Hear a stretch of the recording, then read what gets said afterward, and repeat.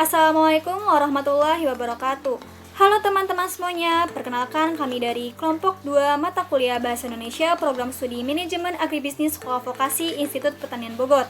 Dengan saya Risa Yuliani dan teman saya Farhan Salman Fauzan, Rama Nanugraha, Sinta Latifah Mawardi, dan Siska Juliana Salsabila. Di sini kami akan membahas mengenai protokol kesehatan COVID-19. Yuk simak video berikut ini dengan baik. Virus corona atau Severe Acute Respiratory Syndrome Coronavirus 2 atau SARS-CoV-2 adalah virus yang menyerang pada sistem pernapasan. Penyakit karena infeksi virus ini disebut dengan COVID-19. Virus corona bisa menyebabkan gangguan ringan pada sistem pernapasan, infeksi berat pada paru-paru hingga pada kematian.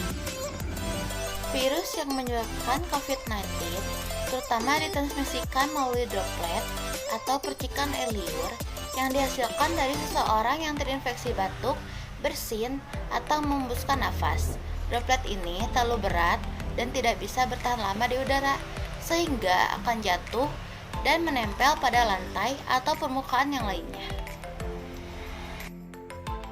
Kemunculan COVID-19 mulai terdeteksi pertama kali di negara Cina pada awal Desember 2019. Kala itu sejumlah pasien berdatangan ke rumah sakit di Wuhan dengan gejala penyakit yang tidak dikenal. Sedangkan kasus COVID-19 pertama kali terdeteksi di Indonesia pada tanggal 2 Maret 2020. Pertama kali diumumkan oleh Presiden Joko Widodo.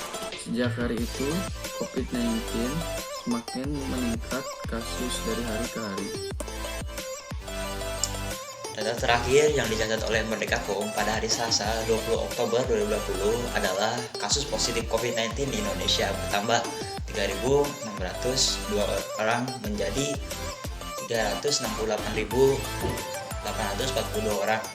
Jumlah pasien sembuh bertambah juga 4.410 menjadi 293.653 orang. Jumlah kasus meninggal bertambah 117 menjadi 12.734 orang. Dengan menambahnya kasus COVID-19, kita harus menerapkan protokol kesehatan seperti jangan menyentuh wajah dengan tangan yang belum bersih. Dalam kondisi tangan yang belum bersih, sebisa mungkin hindari menyentuh area wajah seperti mata, hidung, dan mulut. Kenapa itu tidak boleh dilakukan? Karena siapa tahu tangan kita terdapat virus yang telah kita dapatkan dari aktivitas yang telah kita lakukan sebelumnya. Jika tangan kotor ini menyentuh wajah, khususnya pada area yang telah kita sebutkan tadi, maka dengan mudah virus akan masuk ke dalam tubuh. Setelah itu, kita juga harus selalu menjaga kebersihan tangan, yaitu membersihkan tangan dengan cairan pencuci tangan atau hand sanitizer apabila permukaan tangan tidak terlihat kotor. Namun, apabila tangan kotor, maka bersihkan menggunakan sabun dan air mengalir.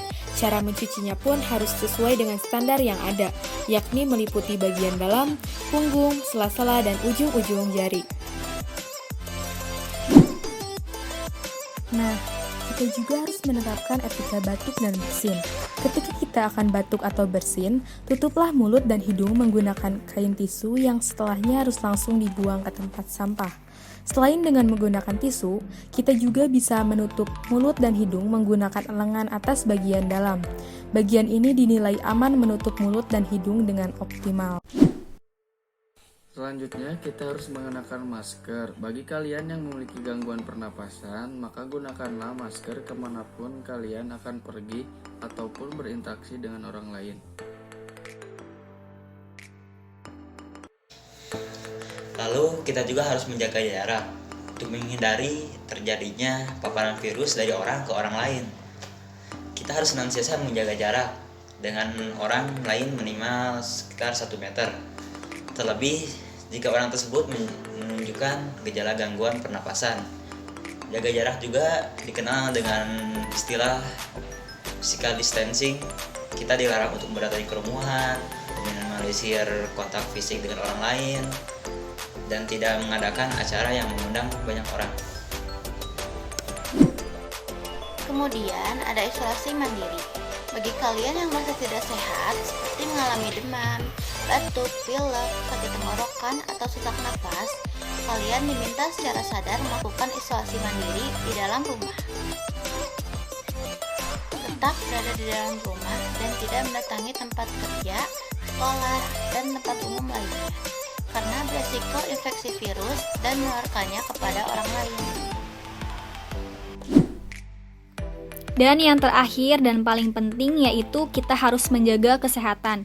Selama berada di dalam rumah atau berkegiatan di luar rumah, pastikan kesehatan fisik tetap terjaga dengan berjemur sinar matahari pagi selama beberapa menit dan mengonsumsi makanan dan minuman bergizi seimbang, serta melakukan olahraga ringan.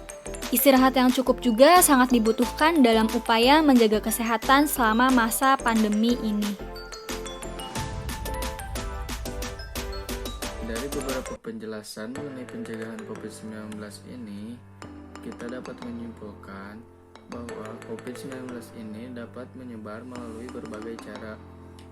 Belum ada obat yang benar-benar dapat menyembuhkan COVID-19 ini. Pilihan pengobatan akan disesuaikan bagaimana kondisi pasien dengan tingkat keparahannya. Beberapa pasien dengan gejala ringan atau tanpa gejala akan dilakukan isolasi mandiri, yaitu berdiam diri di rumah dengan menggunakan protokol kesehatan COVID juga. Tidak semua orang yang terkena COVID ini akan meninggal, tetapi ada orang yang berhasil sembuh juga dari COVID ini akibat imunnya yang tetap dalam kondisi prima. Maka jangan sampai kita kurang istirahat dan makan makanan yang bergizi. Nah, itu tadi beberapa penjelasan mengenai COVID-19. Dan cara pencegahannya, disiplin diri adalah kunci keberhasilan melawan COVID-19. Yuk kita melakukan kebiasaan pencegahan tersebut.